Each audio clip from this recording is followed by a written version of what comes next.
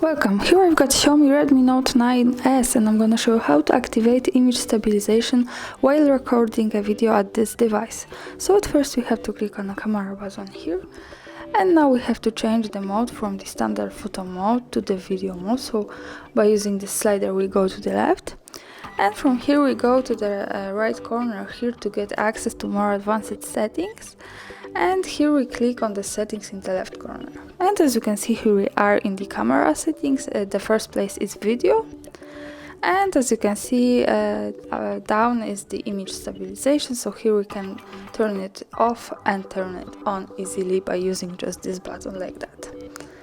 And that's all. Thanks for watching, subscribe our channel and leave the thumbs up.